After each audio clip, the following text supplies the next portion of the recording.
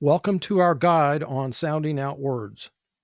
Sounding out words is a fundamental skill for decoding unfamiliar words.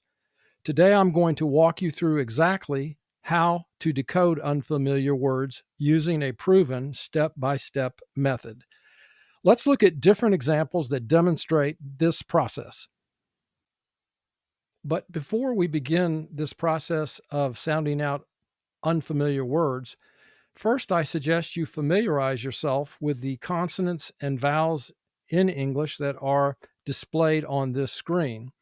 There are 26 letters in the alphabet, but there are only 5 major vowels, and those are A, E, I, O, and U.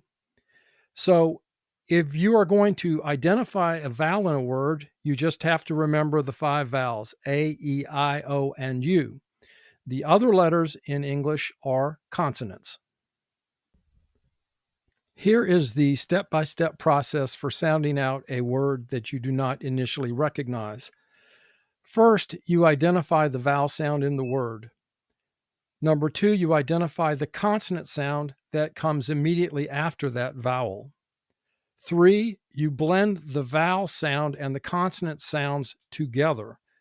And then 4, once you've done that, you look at the consonant that comes before the vowel and identify the sound that that consonant represents. And finally, step 5, you blend the initial consonant sound before the vowel with the sounds of the vowel and the ending consonant sound within the word to identify the word. Let's use an actual example of a word, TOP. Now, I realize that probably most of you recognize this word as top, but nevertheless, let's pretend we don't know what the word is. The way you would sound it out is you first identify your vowel in the word, and that's why there's a slight dot under the O in this word top, because that's where the vowel is, and that's the key to the word. So identify the vowel in the word first and associate a sound with it. And the short O sound is ah. Now we look at the consonant that follows the short O sound, and that is the letter P, which represents the sound P. Now we blend O and P together, and we come up with op.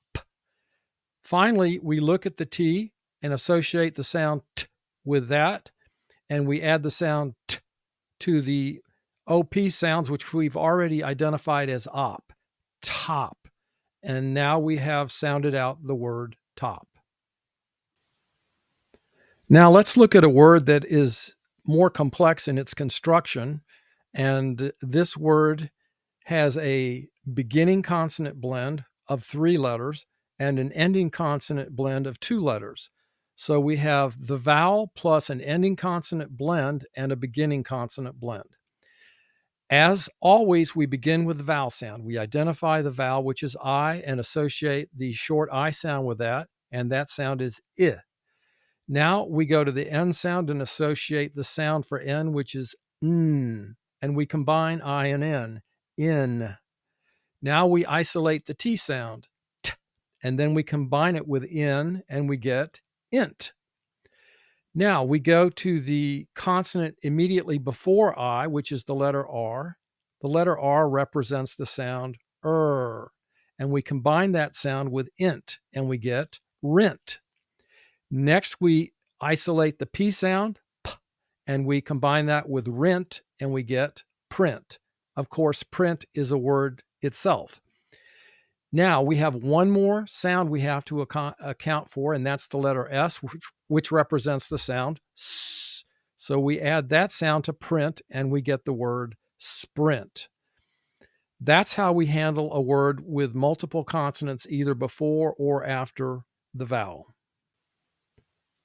Now, up to this point, we've worked with 1-syllable words. In English, every vowel sound has its own syllable. And as I mentioned earlier, every word in English must have at least one vowel sound. But if a word has, say, 2 vowel sounds, then you're going to have a 2-syllable word. And if a word has 3 vowel sounds within it, you'll have a 3-syllable word. So when you're encountering a longer word and you don't recognize it, the technique that we've used with 1-syllable words works equally as effectively with longer words as well. And let me demonstrate that now. Now, here we have a word with two vowels in it. So the fact that we have two vowels, that each of these vowels will represent its own sound, means that we're going to have a two-syllable word.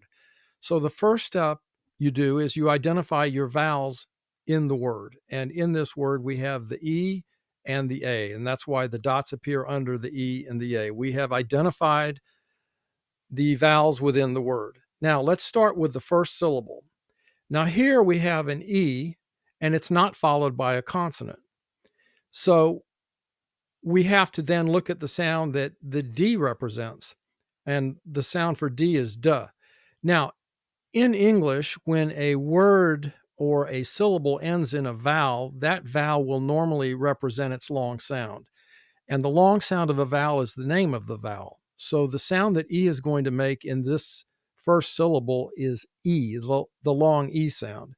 So we take the E sound and we look at the sound D, and we combine those two and we get D. Now we go to the second syllable and we isolate the sound for A. Now, A here is going to make its short sound because it's followed by a consonant letter. Vowels will change their sound depending upon the position they are in words relative to the end of the word, or if there is a consonant which follows the vowel. So in this word, the A is followed by a consonant, and the A will represent its short sound. So we start with the short A sound, ah, and then we add the N sound, n, and we combine those two sounds, and the D sound is d, and. Of course, and is a word. Now we look at the M sound. The letter M comes right before the A, and the M represents the sound mm. So we take that sound and add it to and we get mand. Now we've identified the sounds that both syllables represent. The first syllable is D. The second syllable is mand. Simply now combine those two sounds, demand, and the word is demand. So that's how you would handle a multiple syllable word to apply the steps for sounding out the word. And this completes the process to follow when you're encountering words and you don't recognize the word or words. And this is how you would sound it out. Now, remember, this is a skill-based activity. Learning phonics is learning a skill. And when you think of any skill that you learn, such as playing a musical instrument, practice is very critical. So initially, this might not seem so fluent to you to apply this technique of sounding out words, but be assured, as you do this more and more, your confidence will grow. Your ability to identify sounds with letters will improve. And just the fact that you apply this blending of sounds together over time, you will get better at doing so the more you practice this skill. So even if you at first say, this is somewhat challenging for me, don't be discouraged. It's just a matter of applying the technique and practicing over a period of time. And if you do that, I'm quite sure you'll see dramatic improvement in your ability to read words as you go forward. And this completes this video. Thank you for watching.